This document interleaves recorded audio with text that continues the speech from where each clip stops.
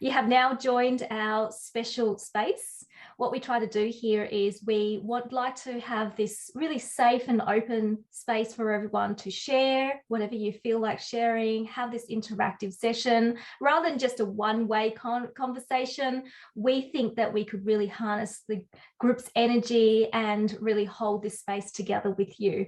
And today is going to be our last session in this course. So I really encourage all of you to participate as much as you can. You can participate by unmuting yourself and sharing anything you wish to, or you could also put it into the chat. So keep your eyes on the chat because a lot of the stuff will also happen in the chat. So for example, I'll later ask a question to all of you for you to answer in the chat. Also, some of the dialogue and discussions can happen on the chat as well. If you have any questions along the way, feel free to put it into the chat and I will moderate them. But importantly, what are we going to talk about today? We're going to talk about freeing ourselves from the past, because the past very often haunts us in different ways and pulls us back. So, as an introduction, I would like to invite David for an opening so that we can understand more about this topic, and then from there we will have a discussion. So over to you, David.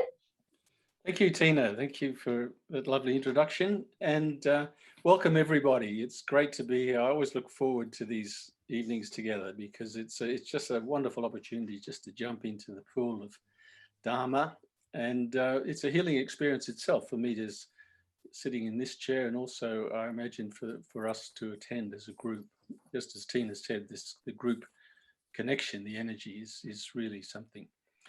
On this topic of freeing ourselves from the past, I'd like you, as I'm talking a little bit about the past, I want you just to reflect on how is the past bugging you from day to day, week to week, moment to moment, now, and just have a think about it. And if you'd like to put something into the chat, that would be good for us to begin. You know, how is the past haunting you, bugging you, annoying you in the present?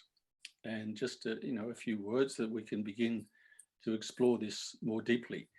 I particularly, for those people who have joined the WhatsApp group, you belong here, which is, if you haven't done, it's a great little resource for us, because it's effectively an online version of what we're doing here. We meet together and we share in an attempt to connect and explore the Dharma. And Tina has just put a lovely reference to a Lion's Roar article about healing the inner child, which is very relevant for our topic today about healing the past. Because when we think of the past, that's often where it all begins, isn't it? The child and what we went through when we're vulnerable and defenseless. And if we're lucky, we had good parents. And if we weren't lucky, we didn't. And then we have to go to school and we have exposed to all of that, and some teachers are good and some are not so good.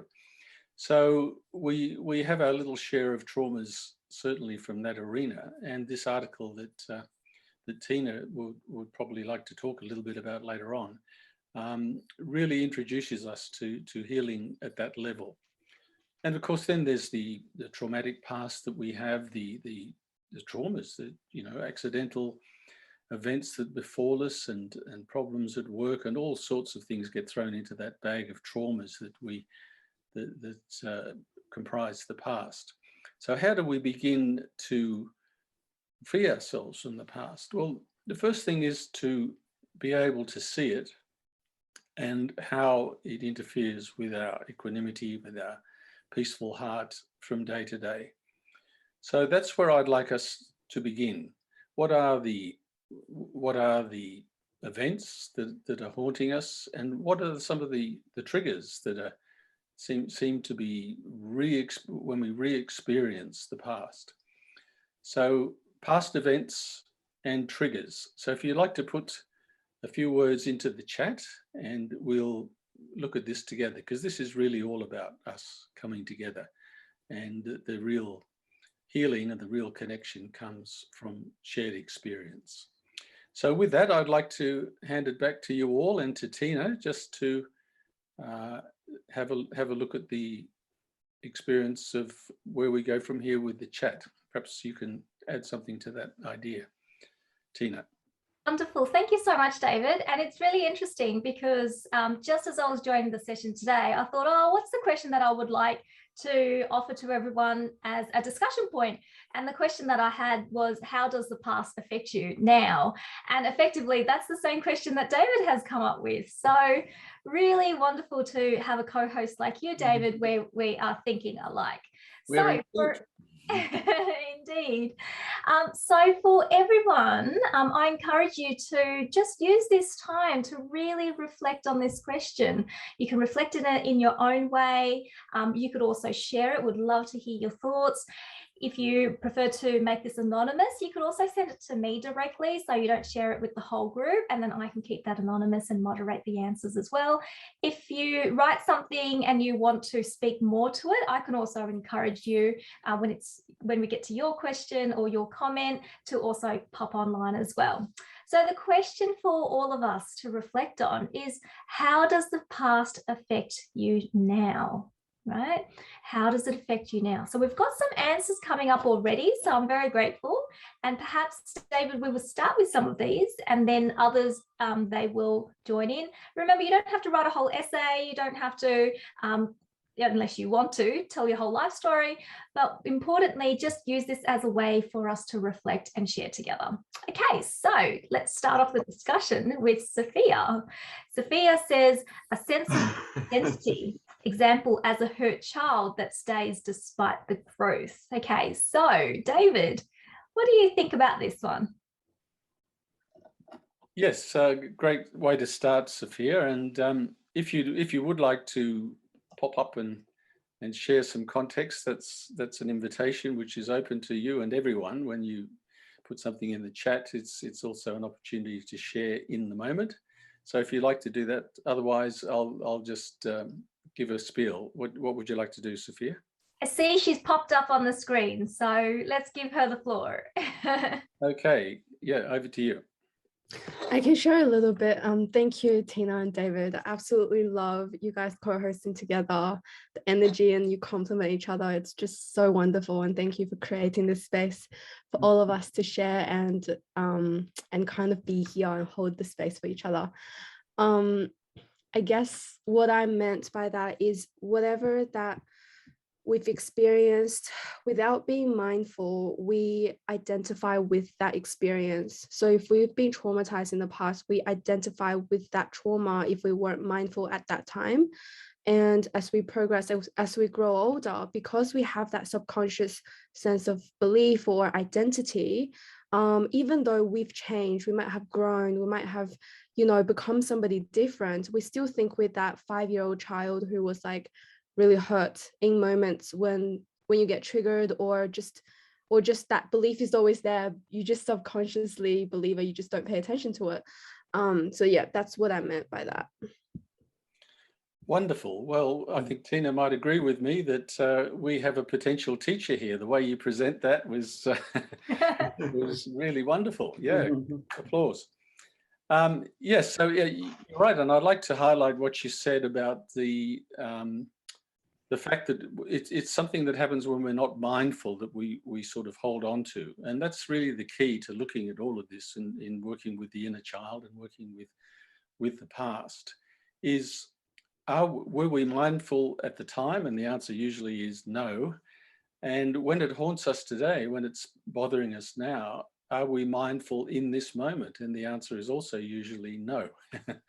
So really, this present moment, this place of love and possibility, compassion, mindfulness, is really an extraordinary resource. And it's even more so when we do this together as a group. This is what the really amazing thing is when we come together, is it's an additive experience. So if we bring our, whatever it might be, the hurt child into the present moment, and as Thich Nhat Hanh says, it's in every cell in our body, at all times. This experience of the inner child is always something that we can heal more and more, and it's a lifetime's work. And cultivating this quality of mindfulness and awareness when we're suffering from some sort of past wound, when we're feeling hurt. And we allow ourselves, without any judgment from ourselves, to experience that fully. Just because I'm feeling vulnerable doesn't mean I'm a lesser person. Just because I'm carrying some baggage from the past doesn't mean that I'm excluded. In fact, the opposite is true. This is where I really need to give myself permission to jump in and to really take the risk of being here and being open that something in this moment can actually change, because the past is not available to us. That's already happened. That's not a place where change can happen. So I guess it's a little bit about risk taking. And of course, when we're wounded as a child, we don't have a lot of resources. And so we become risk averse. So it's a great act of courage to bring our wounds into the present and allow them to heal. But when we do, when we take that risk, the results are extraordinary. And I hope that helps, Sophia. If there's any more you'd like to add, feel free to respond to that if you want to be more specific. Great answer. Thank you so much, David. And such a beautiful and eloquent way of expressing that. And so David touches on a lot of things also that was in the article that we were referring to earlier that was posted on WhatsApp. So just letting you know, if you do want to read that article, and I do encourage it, I've posted that in the chat box. So if you would like to read it, it's based on Thich Nhat Hanh's teachings and it's called Healing the Child Within. And I just want to also read something from the article because, Sophia, interestingly, your comment was about how you feel that in terms of the hurt child, something has happened in the past and you feel that you have made some changes, that you have grown since then, but for some reason there is that attachment to the past and who that child was or who you were in the past. And I wonder whether that could also be because there hasn't been a full acknowledgement from you as to the real changes that you have made. And so there is a beautiful practice that a lot of you may have heard me talk about last week, which is about mudita. So sympathetic joy, really being joyful for ourselves, really being appreciative and joyful for all of our successes and all of the growth that we have done, all of the changes. And so using that as a way to heal the inner child, so that your inner child isn't just a wounded child, but one that comes with you on this journey. And I'm reminded in that article, just want to read this small paragraph to you because I think it relates to this.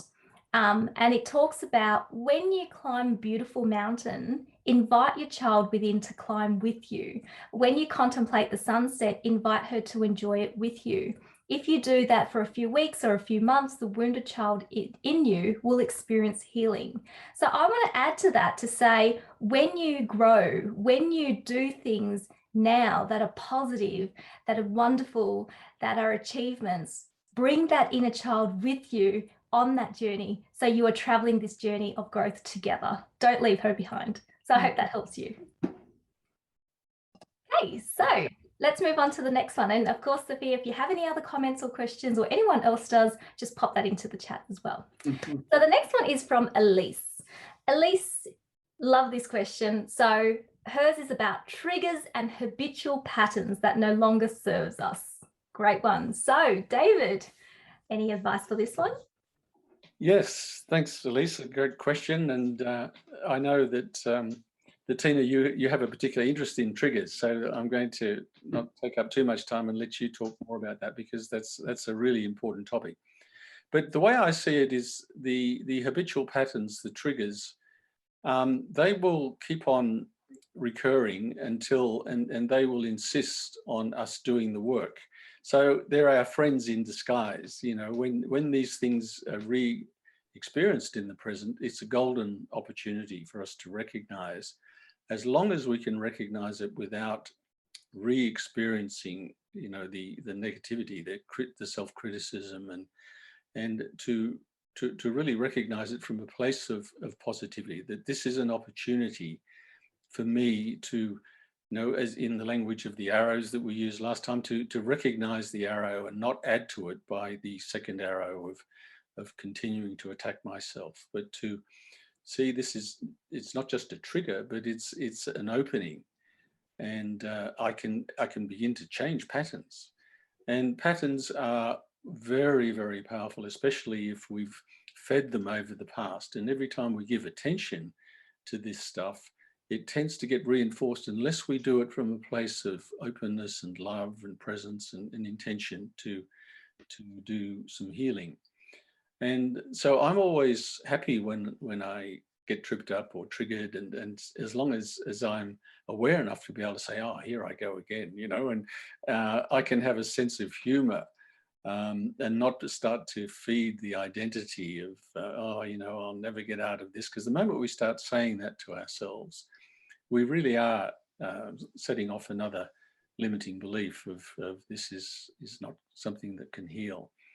But everything, and I mean everything, heals in only one place, and that's here and now in the heart, in the heart of love within ourselves and within our community, and the understanding that we are all really, not in the cliche, but really fully understand that we're all in this together and we need each other, and we should be generous with each other, and particularly starting with when we're triggered, when these patterns appear. This is the opportunity. This is why we do this work. So Tina, would you like to take it from there? Yeah, thank you, David. So that mindfulness practice on a moment-to-moment basis becomes really, really key, because it's in those moments when we are triggered, or even before you're triggered, you will start to break down that experience so much that you know even before you're triggered how it's arising. So sometimes we only realize that we're being triggered when we are at that point when we're reacting and there's lots of anger or hurt. But actually, even before that stage, that triggering has already started. So you're aware of that. So just giving more of that mindful attention to that whole process and not reacting, but rather learning how to respond to it. And on that point about reacting, so very often these things that are triggering us, the only reason why they're triggering us is because we're giving them, as David says, our attention. We are giving it power. How is it that it still has a hold on us? How is it that these habitual patterns still have that hold on us? And it's through attachment. Where is that attachment? So we want to look into that. Is it because of aversion? Is it because of craving? Is it because there is something that we are attached to because we want more of it, or we want it to stay the way that it is? So trying to control, for example. So control is another big one too when it comes to this.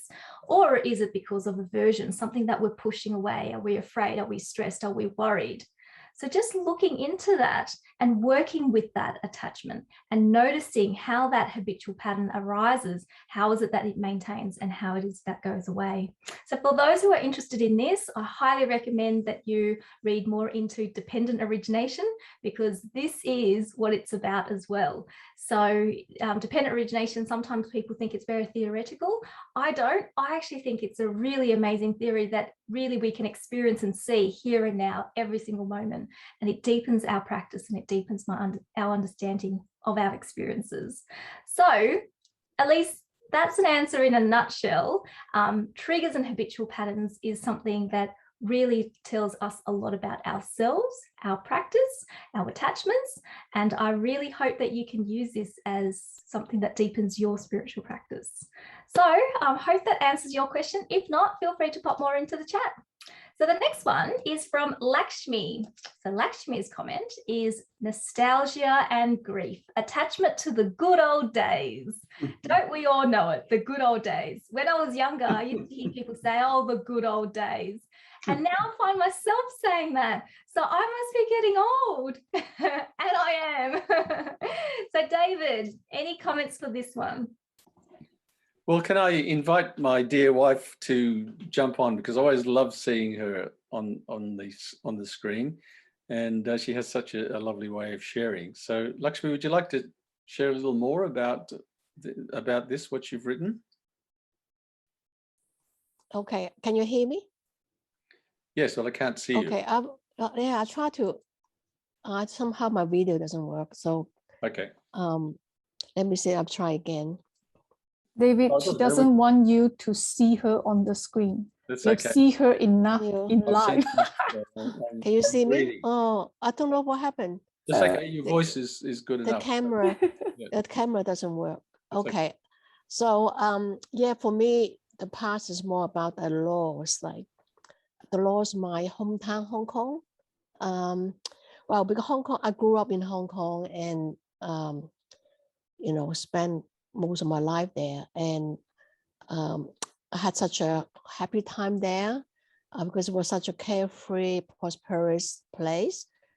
Everyone felt very free to make a good life for themselves, and we were not politically active or aware in those days. We just focused on making money, making lots of money, having lots of fun, and free to enjoy ourselves. But since the handover, since 1997, it was all right at the beginning and not much change.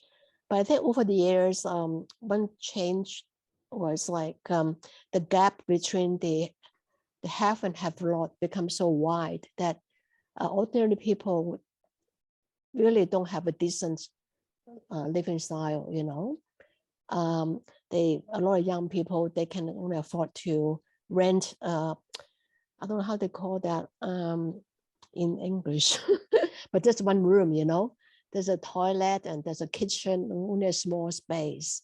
That's all they can afford, even for university graduates. So because the poverty is so expensive, and then people become, the young people especially, they became very unhappy because they couldn't see their way out. And of course, like the well-known thing is the protest, right, on the street, the violence, everything, which lasts for about 2 years until the COVID-19 stopped it in a way, because people couldn't go on the street. And then, of course, now the China's national security law. I haven't been back since they introduced the national security law because the COVID-19 haven't been able to go back to Hong Kong. But what I know from my family and friends and on the media is like people are so careful now, and about about the speech, any political, there's a lot of restriction in terms of political expression, but you're not active politically, that's fine. But if you have anything indication of interest, then you've got to be very careful. So a lot of my friends and my family, some of my friends already left, and some of my family already left Hong Kong. So the whole sentiment is very, very different. I haven't been back since the major change, so I don't know what I feel when I get back to visit it next year, hopefully. But I was so shocked, like the sudden change, and so I think I'm still grieving really about losing the place I love so much. And yeah, it's about attachment to the good old days. And yeah, I think it's letting go of attachment and accepting impermanence. It's a real confronting, really. We can talk about impermanence and non-attachment. It's easy to talk about when you have lived it out. This is like it's quite challenging psychologically. And yeah, I'm still working on it, letting go, and it's not easy. Yeah, that's all. Well, that's at the risk of, as the husband, whenever I offer any sort of advice or consolation, it's can be perceived as, it's easy for you to say, and I can get into the role of Mr. Smarty Pants who knows everything, and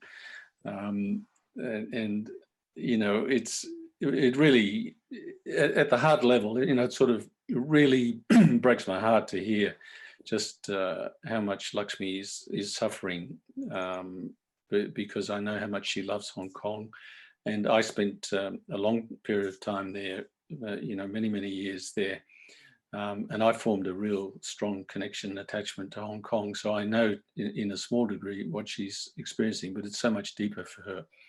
And she really does miss Hong Kong, and I really feel for her. But of course, she knows this, and I don't have to say it again, but I will. It is really about hanging on to something, because when we really look at it, it's the nostalgia and the grieving is for, what is it for really? It's for the happiness. It's for the, you know, Lakshmi describes it in terms of the happy times that we shared together and how wonderful that was. But really in reality, we don't lose that. You know, it changes form. But here we are again in this lovely group, for example, and I just feel happy whenever I, you know, click on the screen. There's all my smiling faces, friends there, and I belong. And I've got this WhatsApp group. You belong here. You know, it's all happening now, and it's no different to any other time in my life where I've been deeply engaged in what's going on. So we have this illusion that we've lost something, but in reality we haven't. And it's easy for me to say that, and I'm sorry to say it again, darling, but that's really how I feel. And so if we tread lightly and dance lightly and stay open to what's possible now, we can really find everything we need now. And it just to be willing to see that every time we try and control life and make it the same, then we're squeezing the life out of the butterfly that wants to fly and be free. So that's my sharing with you, my darling. And if there's anything you'd like to say or kick me off, go ahead. I understand entirely, and I think emotionally is this organic process that takes some time to let go and open to what is now. But it's very shocking, like when, you know, like last time when I was in Hong Kong with you, was it 2 years ago? Yeah, when we were planning to go back in about a few months, and didn't realize that when I do go back next year, then some people no longer there, you know, they left, they all to UK, some go to, some in Taiwan, some in Canada. Yeah, I didn't even have a chance to say goodbye to them. But of course, I can always visit them and they can visit me, but it's just a shocking to the psyche, I guess, because it's such an endearing place in my heart. So yeah, it's an organic process. I'm still going through it, and I'm sure one day I'll be fine. I'm still fine now, but one day I'll be maybe even appreciate it. Tina, would you like to say something? Yeah, I will. But I was just also enjoying that exchange between you both. So thank you for giving us a glimpse of some questions that you may have. So Lakshmi, I was born in Hong Kong, but I came over when I was very young. So my situation is very different to yours, of course, because I don't have the same connection with Hong Kong the way that you do. So of course, this is really interesting because both of us have some experience of Hong Kong, but your nostalgia, your love for Hong Kong is very different to mine because of the way that we have grown up and we have experienced this.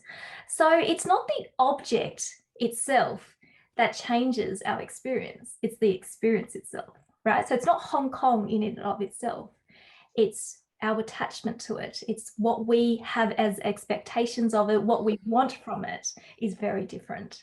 So when I was listening to what you were sharing, Lakshmi, and I do thank you for sharing that because obviously it's something very close to your heart. When I was listening to you, it also tells me, and I'm just thinking, perhaps it's because right now you don't feel satisfied with the present, right? Whether it's the present Hong Kong as you know it or what it is now. So there is still that attachment to, as you say, the good old days, but importantly, your reference to now, you're not content with it now, whether it's your current situation because you're not in Hong Kong, or even if you go back to Hong Kong, things have changed. So it is possible, as you say, to work on letting go of the attachment to the past, but also touching on what David was saying, also using the present really using the present as a way to accept what it is at the moment, understand where it is up to, and fully accept and fall in love with it if possible, and be with it and be joyful for it. And sometimes it is easy to see in the media all of the negative stuff. So I have also been following what's been happening in Hong Kong as well, but also that there are a lot of humanity in it too. There is a lot of joy that can be found in it too. Sometimes it's hard for us to see that living internationally and only seeing what's in the news. But day to day, there is still a lot of good that is there. So I wanted to share that, Lakshmi, with you, and I hope that that touches something. Sure. Yeah, thanks. It's usually very useful. Yeah. Okay. All right. Was there anything else, David, that you wanted to touch on for this? No, that was a lovely gift from you, Tina. That's enough there. That's lovely. Thank you. Thank you. Okay. I'd like to also share a short story, speaking of going back to Hong Kong. So like what I was saying, I wasn't brought up in Hong Kong. I came over when I was very young, but my brothers, they grew up in Hong Kong. So when they first came to Australia, they missed it so much. They brought over only some recorded tapes of what they used to watch, like cartoons in Hong Kong. And no kidding, they would just play it over and over and over again because that was familiar to them. And that was something that brought them a lot of joy. But over time, they were able to develop some joy for what they have now and the new life that they have now. Doesn't mean that they have forgotten or they're ungrateful for their life in Hong Kong, but it just allows them to have that growth. So what I did was, my dad, he spent a lot of time in Hong Kong, but also he was in China where he was born.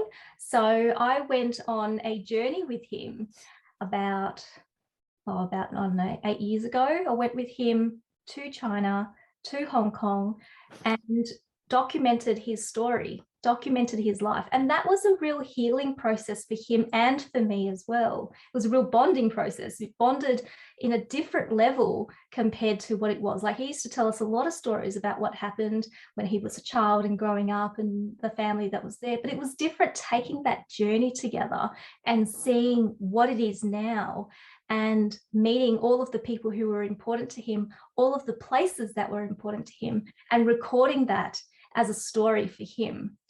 And also for my mum, I took her back to Burma where she was born, and very similar as well.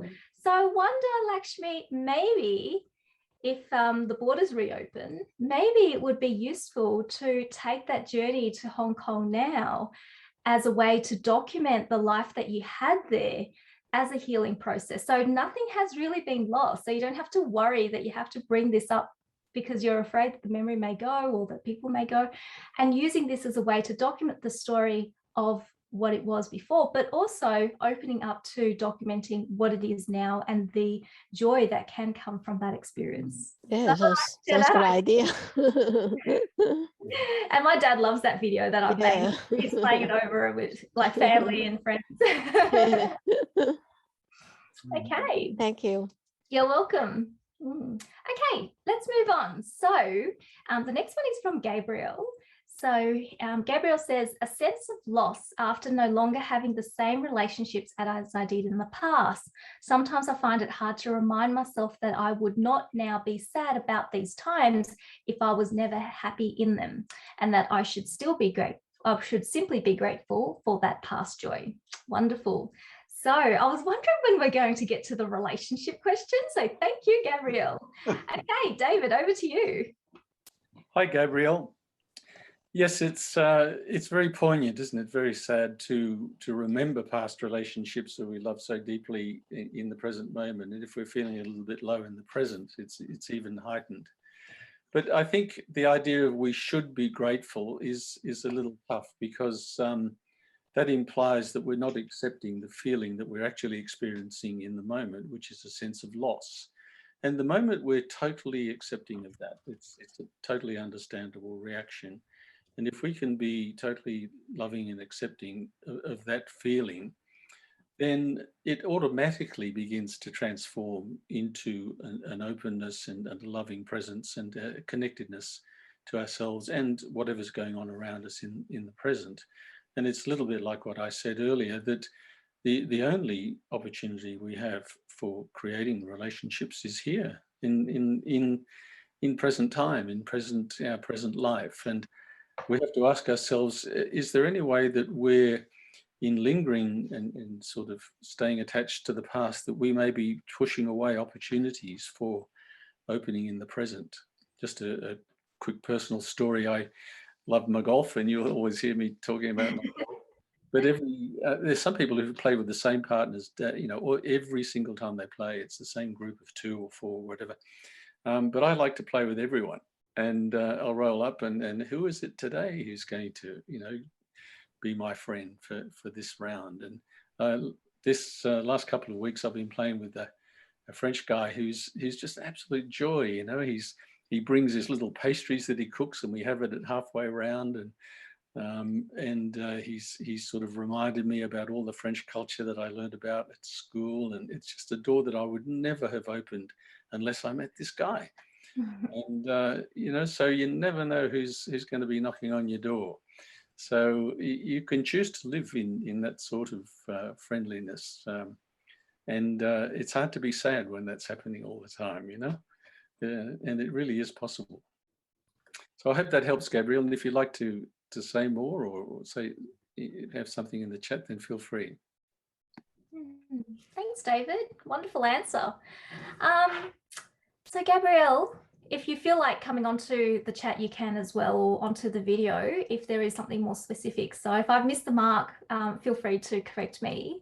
So just reading your message again, I'm thinking, is it because there is something where there hasn't been closure in those relationships, perhaps?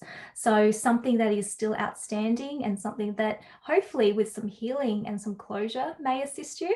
If that's the case, maybe pop it into the chat and we can talk about that, because that's a slightly different thing.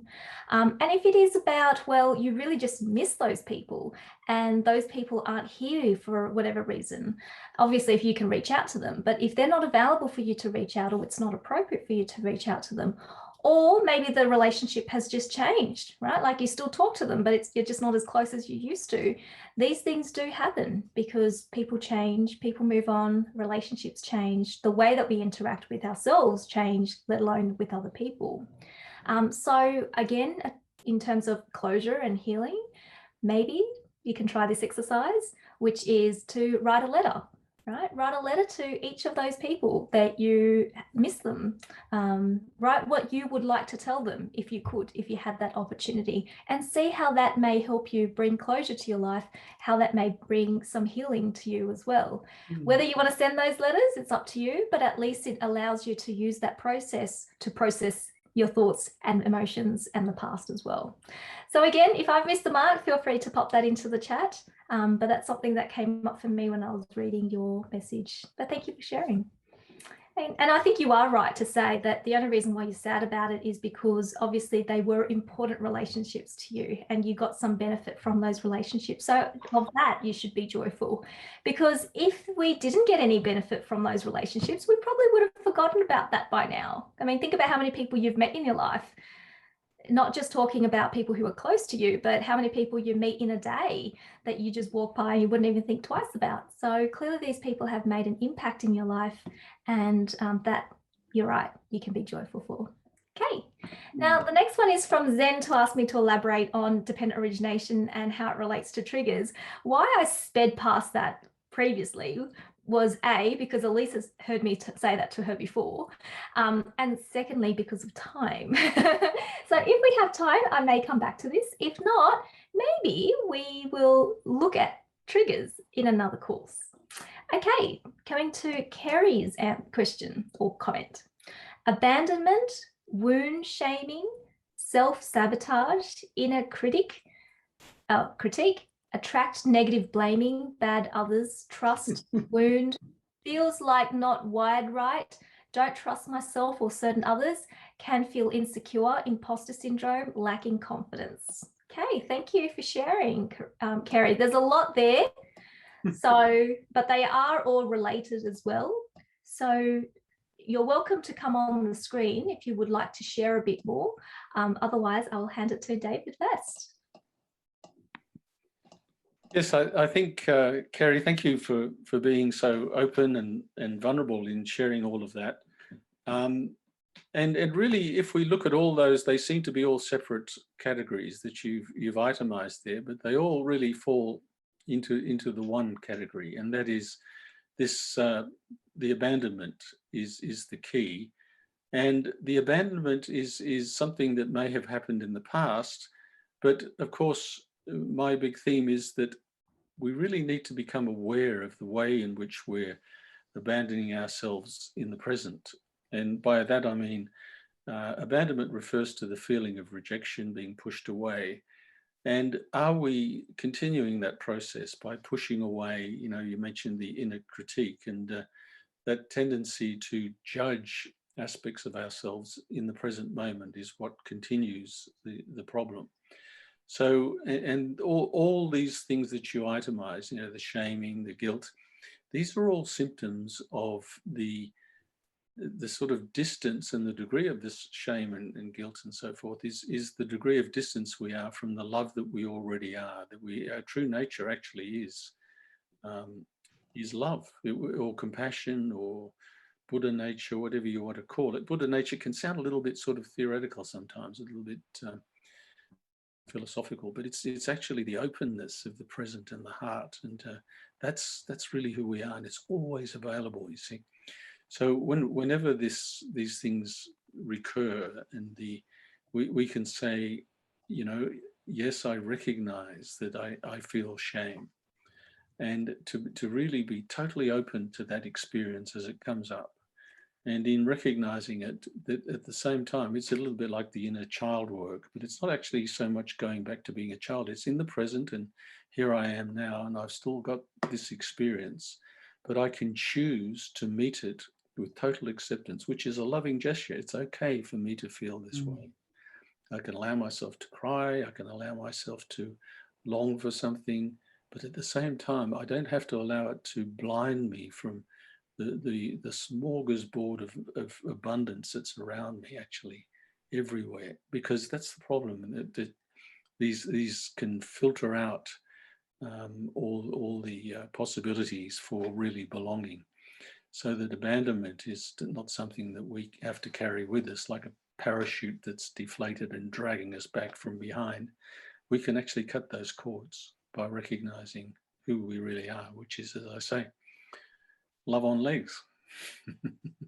I hope that's helpful, Carrie. If you'd like to say more, please feel free to share.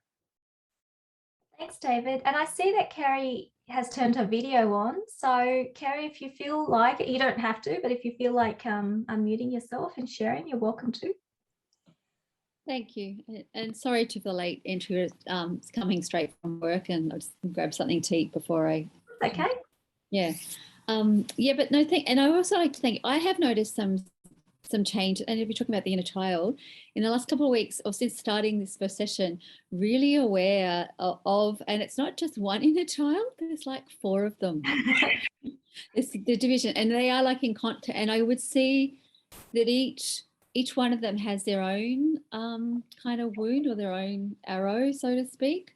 Like one is one that reacts like trusting issues, and another one is had been like excluded, left out.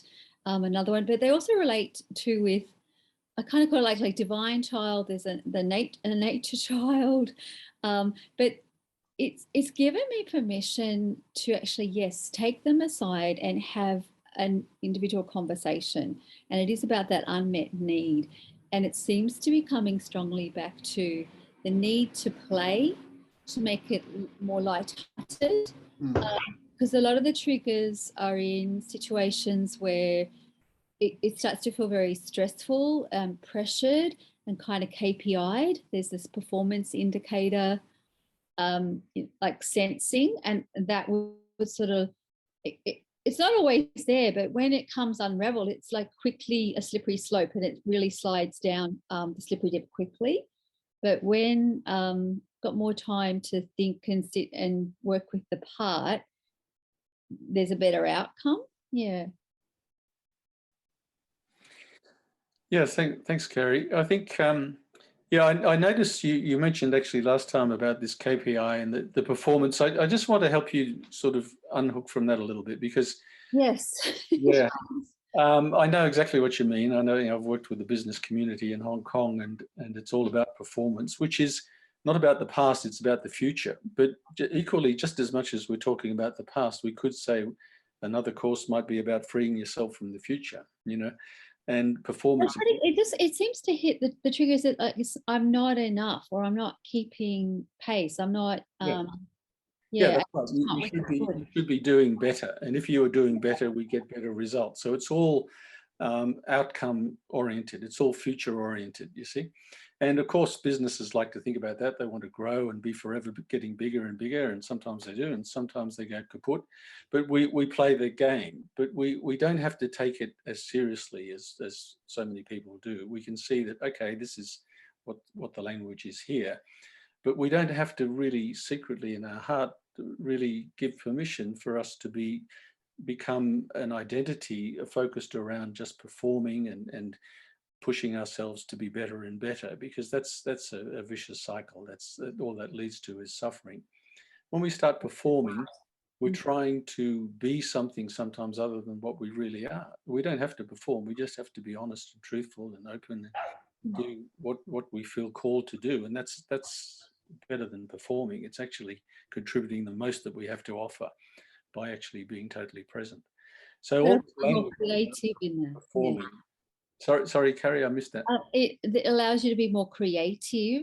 But Exactly. when like you've got this burden or this, I don't know, like the monkey on your back that's saying go faster, do more. Yeah, it is a monkey. It's a polite way of critiquing ourselves. You could be better. I mean, I remember all my school teachers used to say it could be better if you tried harder.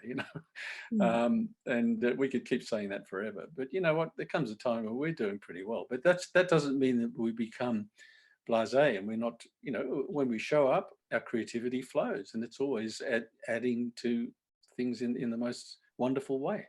So other people might want to appraise us, but I don't do that at all. I just show up. That's more than enough.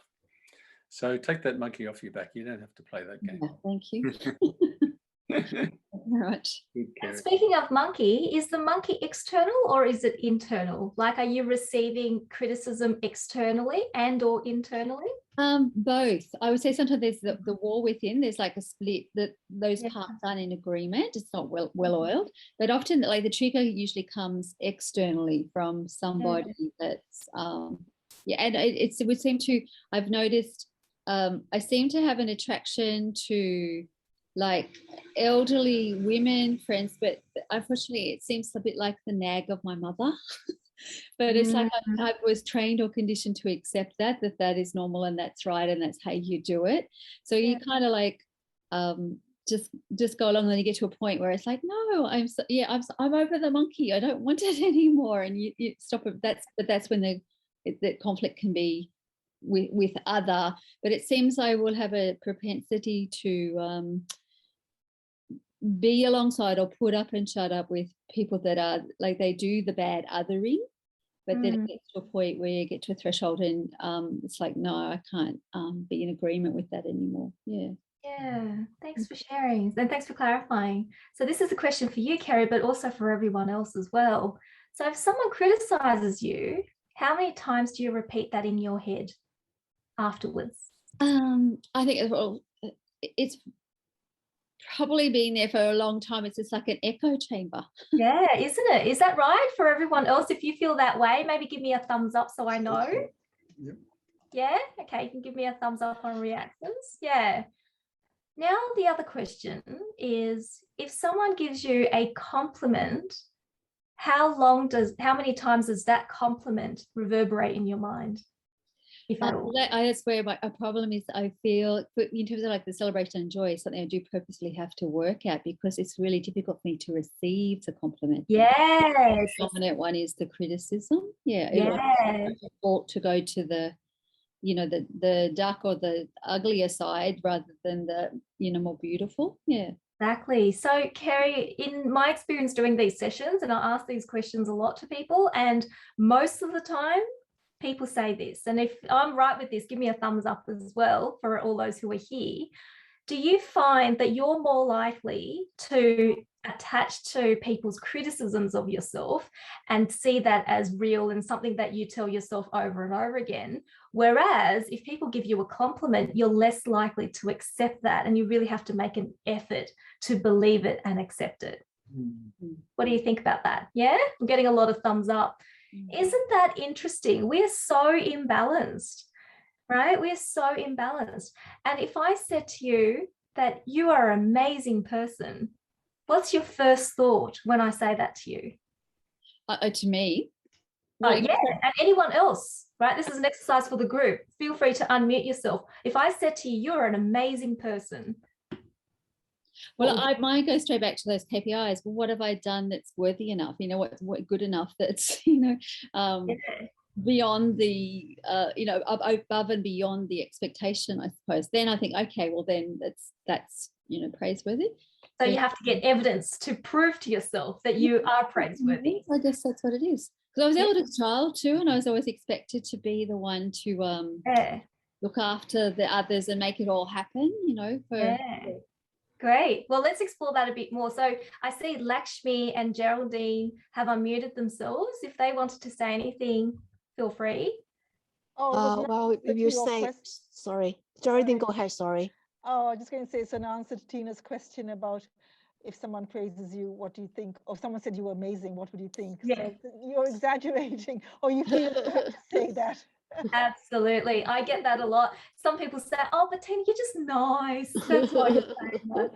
Okay, Lakshmi, what did you want to say? Well, if you say, oh, you're amazing, and then it's like, oh no. Yeah, like, we want to be humble. Oh, no, I'm not. You're just being polite, right? What if I then said to you that you could do more, you could do better? What would you then say? Oh, then I feel, I think the first reaction is like, I feel criticized or pushed. And then and then I say, oh, okay. And then also depending on the relationship, if I trust you, then I would say, oh, okay, can you tell me more? I really depending on whether I trust you. Yeah, okay. Thank you. And Geraldine? Yeah, that's pretty much my feelings too. Yeah. Okay, thank you. And Kerry?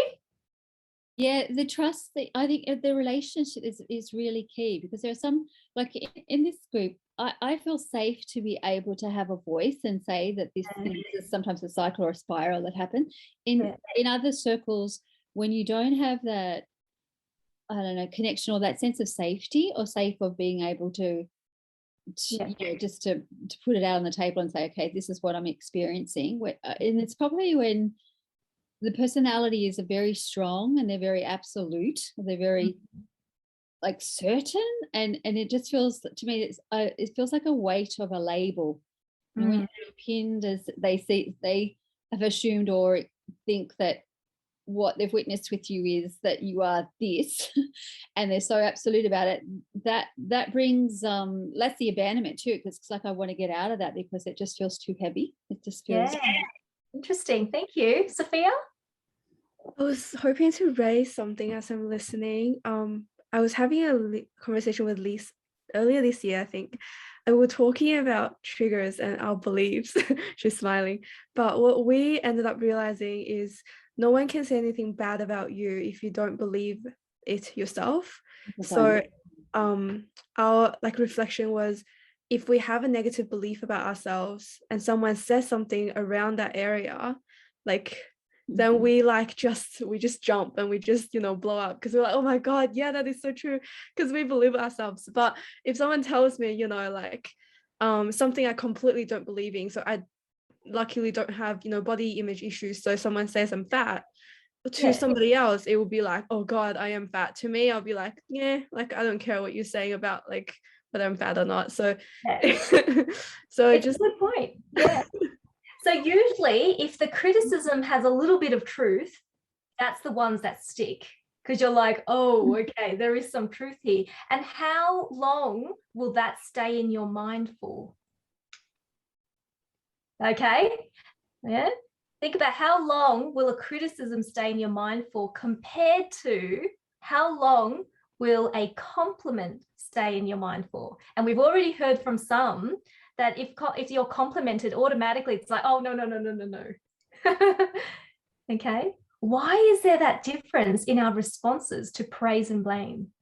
The Buddha talks about praise and blame as part of the 8 worldly winds, right? The praise and the blame, they come and they blow this way and that way. They change so quickly all the time, all the time. And yet, why do we attach to some and not others? For some people, they may attach to both subconsciously, right? They may want more of that praise, especially people that you want approval from. And then when you don't get it, then there is suffering that arises from that. And then there are some people who can't accept any type of compliments, but they hold on to all of the criticism that they have. And that's a lot of suffering. And then what they do is that's happened in the past. Someone who tells you something that is critical happened in the past, and yet you keep bringing it back into the present and you give it more and more power. And that becomes so much as part of your habit in your day to day.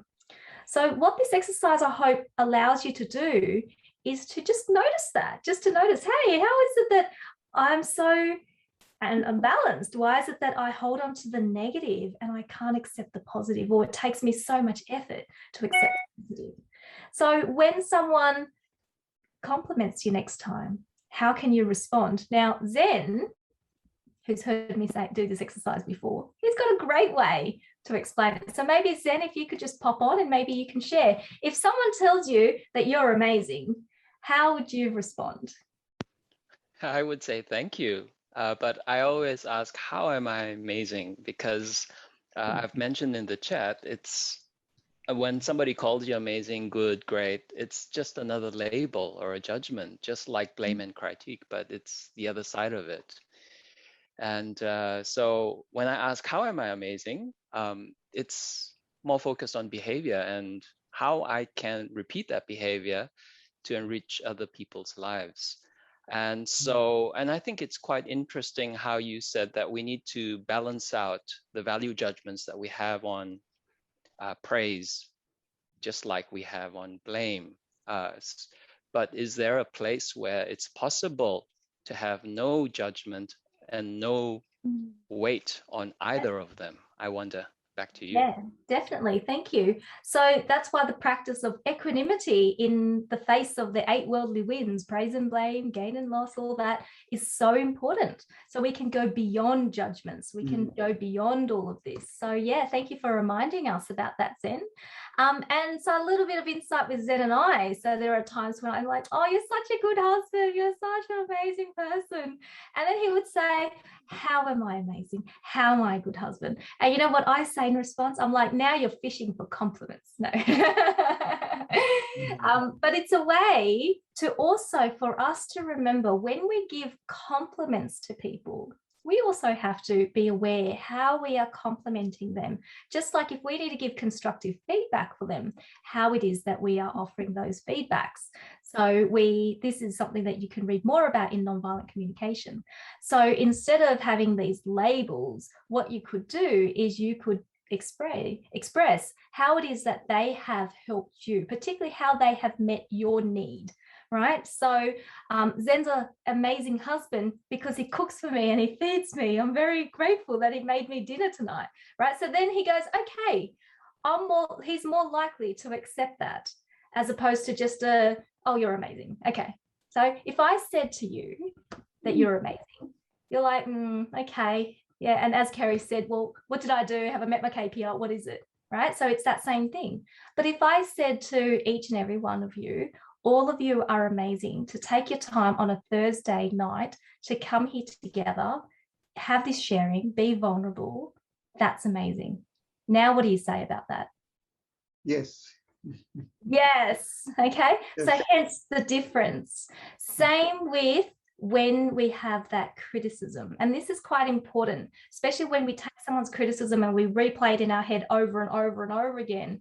That can become very, very negative. So rather what we do is how it is that we can turn that into something that is constructive. Is it constructive? If it's not constructive, let it go.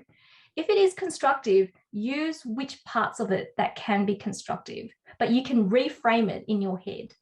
So if someone says, look, you haven't met your KPI, you're not meeting the target, right? We will internalize that. We would add to what they've said. We would add to it, wouldn't we? We would add to that dialogue to say, oh, I'm no good. I'm so dumb. I can't do this. I'm an imposter. I shouldn't have this job, right? They didn't say any of that, but we've added to that dialogue. So what we're doing is we are reframing what they've said to us to make it something that is constructive, something that we can use, something that's productive. If, as Sophia says, what they said to us has no truth to it, I'm not fat, okay, then I'll leave it, right? It doesn't, like Teflon, it doesn't hit you. So you use what you need to use. And then the things that aren't useful, that's something that you can let it go and have no power. Importantly, don't add to it. Okay, I hope that discussion has been helpful. And ask one other thing with that. Yeah. I just realized it's also about like my religious upbringing or my religious training. And to me, I'm just realizing it's like kind of the blanket of the Catholic guilt that can sometimes, in that, like the shame thing is, like I am bad, you know, the it's a false identity. It's not the true identity, but when you've picked up that message that something in your behavior God doesn't like, there's a real fear or heaviness in that. It's like, because if the God of the universe doesn't endorse you, you know, he's the ultimate authority or voice of you know, government, the way life works. It makes you defunct. It makes you like that's something that's my default. That's where it's coming from. A voice of that I am not, according to the expert, or you know, there's a particular voice that I'm really feeling now. But if they've put that appraisal on you, how do you get out from underneath that? Yeah, and that's a great example. And it's not just religion. It is religion, not just Christianity or Catholicism, but many religions, right? Yes, spiritual practice, religions, but also society itself, the whole education system, the way we were brought up, so many things could be the conditioning that has led us to why it is that we are feeling this way, right? Why it is that we feel this lack, right? This, as if we are not good enough, as if there is something missing in us, as if that we need to be perfect, because if we're not perfect and we make one mistake, everyone's going to remember and no one's going to love us, right? So we have these kind of thoughts that go to the extreme. Now, if anyone actually said to you the things that you say to yourself, you probably give them a big hug and just go, no, it's not to that extent. It's not that bad, right? Just because someone has made one mistake, we're not going to condemn them forever, for eternity. But why do we condemn ourselves to eternity over and over again and keep punishing ourselves? Right? So also using this as an opportunity to understand those kind of thinking systems and realizing they're not real either. And being able to free ourselves from that, because we've been brought up to think this is real. This is real and this is something I must accept, and yet it's not. So my opening was when I was growing up, I would come home from school and I would tell my mum, I've got 9 out of 10 in the test. And you know, her answer was, what happened to the other mark? Well, I was like that, you know, you got all A's, but then you've got one that's, you know, a B or something. What happened to that one? Yeah, it was always. And isn't there a law in psychology too that, you know, there might be a row of tiles along a bench, but you won't see the 9 of there. You just go straight to what's missing. Was it negativity bias? Is that what it? Yeah. I'll tell you more about that story, but let me just finish this story. So when I was growing up, it was a bit like that, right? It was just always my mum, particularly my mum, and it was always that negative kind of self-talk that you and I think that I internalized from my mum. Right? I had to be perfect. I had to get 10 out of 10. I had to be top of the class, because if I didn't have her approval. And that interpreted in my head that if I didn't have her approval, that I was less loved. I mean, of course, my mum still loved me regardless. Anyway, so when I grew up, when I was much older, and I talked to my mum about this, you know what she said to me? She goes, oh, I thought this was my way to encourage you, because if I said to you, oh, well done, you would just stop working so hard. Now, I've told this story in a lot of forums, and I have to say a lot of parents say, oh, that's me, right? That's their way to encourage their kids. But what they don't realize is what they're also encouraging their kids is low self-esteem. They're encouraging their kids with a message that you have to be perfect, and if you're not, then you won't. But that was really healing for me, because I realized this whole time when I've internalized my mum's high expectations, it wasn't real. Yeah. That was healing for me, because that just dismantled so much of the basis for why I was so self-critical. So I'm sharing this story because my example is my mum. Love her to bits. And I know she did this purely because she wanted my welfare and well-being, without knowing that it actually affected me in other ways. But I'm using this as an example because you may replace that story with my mum with something else, and it's the same thing. Really looking into what it is, dismantling that, and realizing that that's not real, as much as it may appear to be real, but it's not. And then from there could be that self-healing. Okay, we have so many comments, so let's get through some of these. Okay. Okay, and a lot of them come from this topic, so clearly this is a hot topic, which is great. But let's just go back to some earlier ones. So this is from Gabrielle. Gabrielle's comment is, thanks, David, that is helpful. So this is answering his question earlier. I find being joyful and friendly with those I now meet very helpful. There's even a dog around the corner who seems to always come outside to say hello, and she sure brightens my mood. A sense of humor, even when I start getting soppy, always helps too. Your early example of here we go again is a very useful way for me to laugh while crying. Thanks also, Tina. I guess the unresolved part is wishing I was even just as mindful as I am now. During those past times, I feel like I've somehow enjoyed those moments now more than I even did at the time. So thank you, Gabrielle, for that feedback, and also sharing more. If you feel like popping on and sharing more, feel free. But what I'm reading from here, is Gabrielle still here? Oh, yes, Gabrielle's still here. So what I'm reading from here, Gabrielle, and again, if I miss the mark, let me know. There seems to be some regret.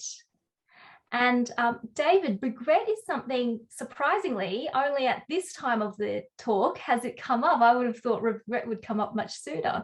Any thoughts about how to overcome and heal regret? Well, I love the way Gabriel ended his comment there on the chat, that he's learning to enjoy now the past moments even more than he did at the time. And that, of course, is the cure for regret. Is to realize that there really is no better time than now. You know, this is where we're happy. This is where it really counts. And in really being happy now, we change the past. You know, we bring our presence and our equanimity and our joy. And this is a magical way of transforming past experience. And Gabriel's touched on that. And but regret is a pull back to as if we had the power to change something in the past. That's just magical thinking, because we don't. But we really do have a chance to change things in the present. And one thing I'd just like to add to your lovely response to Carrie earlier is about collective institutions, you know, the Catholic Church and all these beliefs that compound everything that we think personally, and we feel like we've got to live up to these things. But I take the word collective and collect it and put it in a great big bag and put it out in the bin, because when we're talking about freeing ourselves, we really need to recognize these collective values, which we can choose to identify with, but we can also choose to let them go. And some of us just get so spellbound and hypnotized by just the sheer weight. But we have, let's look at the Catholic Church, God bless them, but any institution is not entirely wholesome. The only wholesomeness is really just presence, and thank goodness nobody owns that. Yeah, that's just my comment. Thanks, Tina. Thanks, David. Excellent. So remember, no matter what you lose, don't lose the lesson. So it seems like, Gabrielle, that perhaps in the past, as you say, you weren't as mindful, you weren't perhaps as appreciative, but these are the things that you have learned, and that is something that stays with you. That's something that no one can take away from you. And hopefully that also means that in future, your future relationships will be even more beautiful, even grow more in mindfulness and that kind of closeness because of your experiences in the past.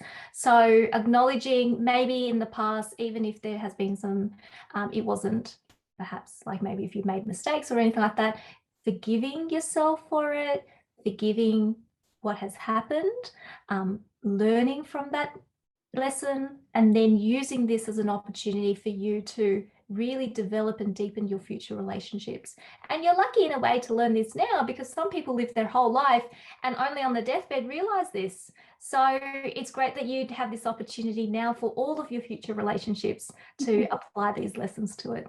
So good luck to you. Okay, next one. Riz. My shadow self, such as envy, also judgmental of certain culture, religion, or people because of past upbringing and family societal conditioning. Thanks. Okay, David, lots there. Yeah, thanks, Riz. Would you like to say any more about that? The opportunity, if you'd like to hop on. And you've mentioned envy and judgment of cultures, religion. Yeah, these are big. Sorry to interrupt, yeah. David. I think he's unmuted himself, so I think he's taking you up on your offer. Go ahead, yeah. Thanks, David. Thanks, Tina. And yeah, amazing session. Yeah, envy, I guess I didn't realize that I had like envy and I was judgmental about other people. I didn't realize those parts were in me. That's why the shadow self. And I guess I was very surprised that, hey, I still have them. So what happened with last 2 years of meditation and all this practice of Buddhism?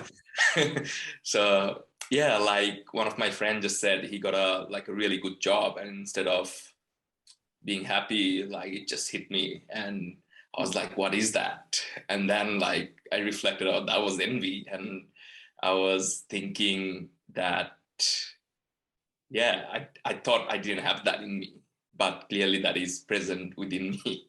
So that's one example of that. And the other example, like growing up, like I was always like, there was that sense that I'm like, you know, better than some other culture or some other religion or some people. So that better than thing. And I live in a part of Sydney where there are like a lot of Rohingya refugee from Myanmar. And yeah, this one incident, like this guy just made a gesture, which wasn't that much, but it made me really angry. And I just came home and I was sharing with my flatmate. I don't know why that made me angry. And was because like I was always told like I'm better than them. And again, like I didn't know that was within me. I was like, but why is that part in me? So that's why like the shadow self, I guess, if that makes sense. So thank you. Definitely. Thanks, Riz. Yeah. David? Yeah, thanks, Riz. That's you started calling it in your comment on the chat the shadow self, and it's true. You know, when we start to focus on the shadow, we're looking at the dark side of the room, and you know, there's the light side is on the other side, and so we can have a choice to stay in the darkness of judgment and so on, but we can also turn around and look at the light. And when we don't do that, if we see goodness only in other people, then of course that's going to diminish our own sense of goodness and see it as being outside ourselves. And that's what envy is. You know, you've got more than me, and so I want what you've got, and that denies the goodness that is me. So that sort of divisiveness is something, once we recognize it, and I can tell from the way that you described your response, you're looking at it deeply and you're working with it. And I just want to congratulate you on being able to recognize it so clearly and work with it. That's wonderful. And culturally, of course, this is huge. You know, this is what causes wars ultimately, is this on a large scale where we want to bring the other down, and we sense that either we're less than or greater than.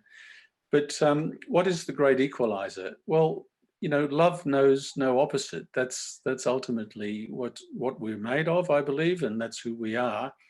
And once we really recognize that, there's nothing we have to add to it or take away from it. And we're all in this together. And so I feel that you're pretty close to understanding that and living from that, Riz. And you just keep going in that direction, because it's so healing for yourself, but also for others. And particularly if we're from a culture which is not the main one and is where we're living, it's such a great gift to other people to see that we can hold on to our sense of our individual identity, but at the same time fully immerse ourselves where we are, where we can really enjoy everything that's available to us.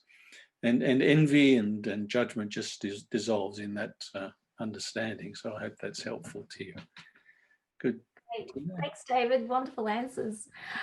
So Riz, seems like you've had some really honest conversations with yourself about yourself. And to that, I think, well done, congrats, because a lot of people can't do that. A lot of people can't admit that they have these things in themselves. They can't admit to the shadow self. So I think the fact that you are opening up to this is quite amazing and very important as part of your spiritual practice. And I would just encourage you to keep doing that and not be afraid of it. Sometimes we just want to see the good parts of ourselves because we're afraid that if we see the negative in ourselves, it doesn't actually fit with our image of who we think we are or should be. And so we are then afraid of that shadow self. And we also are afraid that other people will see it as well. And hence why sometimes people feel that imposter syndrome, because they think, oh my gosh, now everyone is going to know that I am like this. And so I had an experience in the past where I came across someone who was really, really difficult and who really, really pushed my buttons. And over time, I didn't realize, but I actually started to hate her. And that feeling of hate was so foreign to me because I hadn't hated someone for a very long time. And it actually took me, I know this may seem funny, but it actually took me a long time to even recognize that feeling within me and what was going on, and that aversion that I had towards her and why I was just trying to keep away from her. But once I was able to open to the fact that and admit to myself, wow, I really hated her, I was able to forgive her really quickly, right? All of the things that's happened, I was able to really forgive her and heal that relationship with her. But you know what, Riz? What took much longer was me trying to forgive myself for what I did in that situation. But I was able to do that. And so that was a great learning curve for me as well. Mm-hmm. So what you're going through in terms of recognizing what is within you, all of us have defilements. All of us, unless there's any enlightened beings here, I would love to meet you. Can you please show yourself? But if not, then we all have defilements, and these triggers all come up, and things that may have been in us for a very long time aren't triggered, and therefore they stay in us for a long time, but they are still there. So hence it will encourage us to keep practicing and keep purifying our body and our mind and our speech. So yes, opening ourselves up to whatever is within us, finding forgiveness for ourselves and other people, and being able to love ourselves and accept ourselves for what's and all, right? So faults and perfections, all of the good, all of the bad, and being able to accept who we are as we arise here today. So I hope that helps you. Yeah. Okay. So next one is from Sonja. During this lockdown, past hurts and trauma that I thought I had dealt with in the past are popping up unexpectedly in painful memories / flashbacks. While I think it is important to acknowledge, breathe, and process each of them, their volume is bugging, haunting me, and I'm in a bit of disbelief that they are coming up yet again. I like the idea of taking my inner child with me in my day-to-day experience of things, but I'm a bit scared to do this. Okay, so thanks, Sonja. And I also invite you, if you want to come on and just share a bit more about it, you're welcome to. But otherwise, I'd love to hear your thoughts, David. Yes, Sonia, would you like to appear? And I can't see. I see her, but Sonia's not unmuting herself. So maybe we'll just hear from you, David. Yeah, I'd like to focus on the part about feeling it's unsafe to do this work with the inner child. Don't forget, this is just a model that we're talking about the inner child, as if there were some sort of tangible inner child. But in fact, it's really, you know, the whole of me. Let's take David, for example, at the moment. It's that child lives in me in every cell in my body and always will do. And I am a grown-up, at least I like to think of that most of the time, but I've got the whole, you know, range of, you know, the child and the old man here now. And so I'm completely empowered to be who and what I am, which includes looking at, you know, parts of me which I feel like I could improve or work on, parts of me that I could appreciate. And it's an entirely safe place to be. It's not like the fact that I'm going back to actually being a little child or moving forward to the frailties of an old man. I can meet myself as I am right here, right now, and I have all the resources. In fact, the moment I choose to really do this work with sincerity, then spontaneously there's all, it's almost as if all the bodhisattvas appear and support this work, and it's a really safe place to be. So I just like to encourage you to take that risk if it seems like a risk, because really the vulnerability, you know, I remember when I shared myself vulnerably in this group at the beginning, all that I received was an extraordinary outpouring of love and acceptance. And that's what I found when I'm willing to take that risk. It comes from everywhere, internally and externally. So keep going. Tina? Thank you, David. So Sonia, if it becomes really overwhelming to have to delve back into the content of the thoughts, maybe just using this as an opportunity, especially what we do in meditation, is not to get lost in the content of thoughts, but just understand the process of thoughts. Thoughts are just thoughts. They're just thinking. So when they arise, instead of having to go into each of them and try to look into them and try to analyze them and psychoanalyze them, the other thing you could do is just to label them, right? And have that as an opportunity for you to practice your mindfulness and also lessen the power that these thoughts have upon you. So it may be that you just simply give it a label like thinking or memory, right? And that is it. Right? And then just letting that go and not getting into the content of it. So that's particularly helpful if you're finding that this is very overwhelming as they keep piling up and popping up again. So I hope that helps. Okay, now we've got 3 minutes to go and we want to end this session as well. So let's see how we can power through some of these.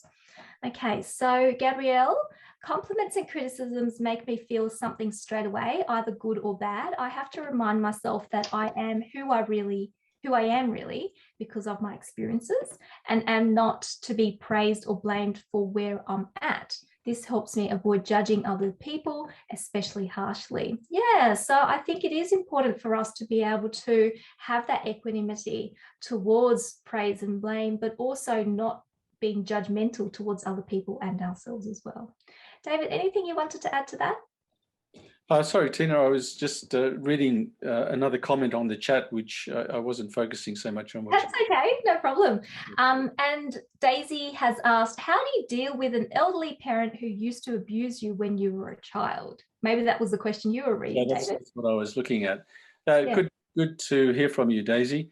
I think really it's just to remind ourselves that we're no longer a child and this elderly parent is no longer in that role, that this is actually a vulnerable human being who is more like a child in many ways than I am now. And so things have reversed, and you know, there's a part of me which would like to get some revenge. You've got to recognize that, but this isn't the time for that. That really, you know, it's a wonderful opportunity for really achieving that love and closeness that we longed for as a child. And there's so many opportunities when somebody's elderly and frail that we can step in, and in healing and in loving them, we're loving and healing ourselves too. So I'm sure you know that, but I just thought I'd underline that. Beautiful. Thank you, David. And one last anonymous question, negative self-talk is really hard to untangle from, it seems, like the voice of truth. It's just another voice on the committee, but sounds so compelling. Any advice? So it's quite right. It seems like in our heads that there is like this committee of different voices. So I think Kerry was saying earlier that there's 4 inner child. For some people, it may even be like a whole generation of voices in there. And so that self-talk, that negative self-talk, may be one that stands out loudest for you, one that always tries to get your attention despite all of the other voices that are there, and it tries to pull you in, and it sounds so compelling and you get sucked into it. So David, any suggestions for this one? Just a brief one. I'm just aware of the time. I just say, you don't have to commit to the committee. You can quit. Yeah. They are just voices. They're voices in your head. First sign of madness is when you start talking to yourself. Second sign of madness is when you start arguing and talking back with yourself. Third sign of madness is when you lose those arguments with yourself. So let the voices go. Anyway, so what I will do is I will hand back to Meredith because of the time, but also just thank you all so much. I think that was such a beautiful session. As with all of these other sessions we've had in this course, I've really enjoyed myself, and I hope that you've enjoyed yourself and got something from it as well. So thank you. All right, thank you, Tina, and thank you, David, and thank you, everyone.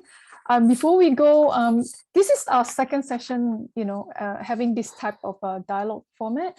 It would be good if some of you can give us some feedback to let us know whether you like this type of format of rather than the talk. Of course, we will have the mixture of talk and a dialogue session like that.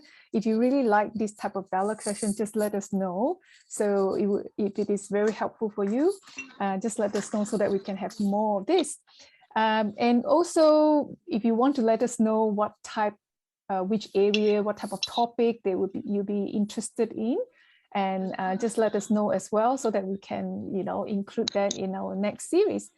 But before the end of the year, we managed to still capture David and Tina to give us another session. So that will be in October. So the next one, just give you have a peep what topic it will be. So we talked about relationship before, and we talk about how to free ourselves from ourselves. So finally, before we wipe up this year, so the topic will be coming home to ourselves. So David and Tina will guide us. So in these 3 sessions, 3 series of talk, who am I, who are you, and what is this? So it'll be really interesting. So it will be in the middle of October. I'll let you know. So just watch out for our Facebook and in the WhatsApp. So if you want to be included in the WhatsApp and you haven't, so just let me know your phone number. I will include you in the group. So we post information there, and we can still discuss further on any of the topics that we discuss here in that chat group. So I will also make a recording, make this talk a recording available. So if you are interested to hear the recording again, just let me know. I'll send you the link. So sometimes it's like in the talk you miss certain things, and you were distracted, and you want to listen again, and then you want to discuss further and bring that to the WhatsApp group. You are welcome to do that. All right.